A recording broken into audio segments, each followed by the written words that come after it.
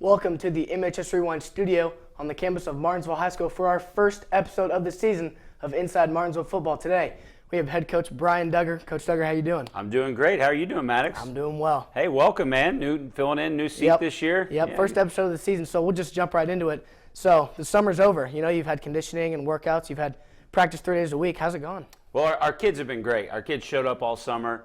They've gotten after it, like you said, 3 days a week, fourth day of optional lifting. Our kids did a phenomenal job. They showed up. They got better every day. They battled the heat. We got out of the summer pretty healthy, and that's kind of the goal. We had a lot of fun. We did some fun things. We went and ran the hill. We went and did some swimming together, did the canoe trip. Try to have as much fun as you do work. But overall, I'm really proud of our guys. I really like what we put in this summer, and I think we got a lot of excitement for the year. Mm-hmm.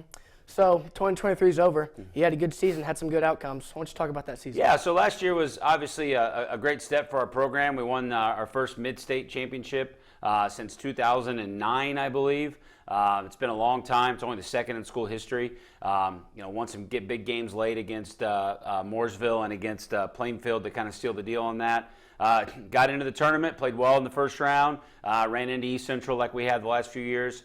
Gave them a game, made them work until the second half, which no one really did, and they were getting running clocked pretty much everybody early. But I think we were down 7 or 13, I can't remember what it was at halftime, so right there. But overall, great year. Seniors were awesome. We got some big holes to fill, but a lot of great things to build off moving forward to this season. Yeah, I've been speaking of those holes to fill. Who's back for the Artesians this year on offense and defense? So, what's great is we returned 17 starters.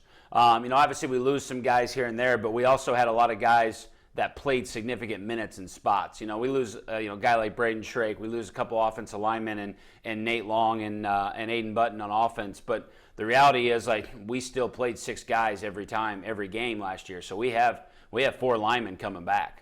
We got you up front in the center holding down the fort second year. Hayden Van Dievender's back. Ty Hornberger's back. Andrew Carter's back. We got 4 returning starters, and you plug in a piece here or there, and which we'll talk about here in a second. But receivers, almost all of them are back. We've got Hunter Stroud back, Jace LaFerry, Mason Dotson's back from injury, Josh Jones, and then you look at the quarterback, A.J. Reynolds is back. And the defense has a lot of the great same things going on. A lot of returners back. Up front, Noah Sumner and Dominic Mercer are back. You've got Mason Simzak back. You've got Lucas Dewey, Grady Gardner, Adam Branham, Levi Reuter, Landon Potteroff. A lot of guys are back that were significant pieces on a team that was really good last year. Mm-hmm. And who are the new faces this year? Because, you got to have some guys step up. So we had a few holes to play. Like Gavin Schrake's going to jump in at that right tackle spot. Gavin will do great. Obviously he comes from a good bloodline, good family of Schrakes have been good to us here. But he'll do a great job. Running back's going to be by committee, but right now Austin Pryor's kind of the guy. He's doing a great job up front. Starting to read what's going on up front, and, in the run game and protection. Draven Sanders will help us out a little bit as well in multiple facets of our offense.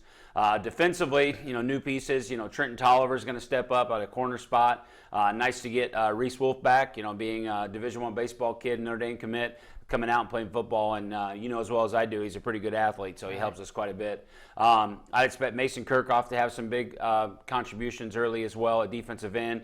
So we got a lot of pieces that I think are going to be really helpful from what was already, or some new pieces to go along with what we already have with a lot of really good pieces. That's really good to hear, Coach. And we took a visit to Bloomington North last week, actually, for our first official scrimmage with pads. We were tackling. How did that scrimmage go? I thought it went great from our perspective. The scrimmage for us it's kind of a final tune-up. We treat it like an NFL preseason game. Not a lot of plays being ran. We ran like 5 or 6 plays on repeat. Didn't run a whole lot. Starters only play you only played 10, 15 plays.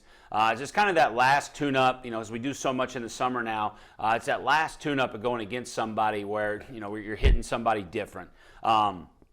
Without having a game plan, without opening up our whole playbook on both sides, I thought we did really well up front. I thought we controlled the line of scrimmage. I thought we tackled well, and I thought we flew around on defense and had some fun. So overall, I was really, really happy. I think Bloomington North's a really good team. They were undefeated last year and lost in the sectional, Bloomington South. And I think they're going to be good again. I think they got a lot of really good pieces. But I thought we held our own and looked like we look like we're going to be pretty good up front, and I think our defense is going to fly around and have some fun. That's always good to hear. So Friday's coming up, Yep. week 1 of the season.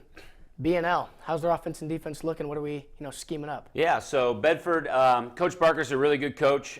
They do a great job there. They're going to have to fill a lot of holes. They're kind of the opposite of us. Last year was their big year with a lot of seniors and a group that had been together for a long time. They're losing the Loudon kid at quarterback is going to be tough for them to replace. But their coaching staff does a really good job. I think they'll be sound. They'll be fundamental. We're going to have to play really well offensively. We're going to probably see them in kind of a mixed front. They'll play a little 3-4, a little 4-3. They do a good job with their coverage stuff and scheming up different matchups. And honestly, they've done a really good job just game planning against us.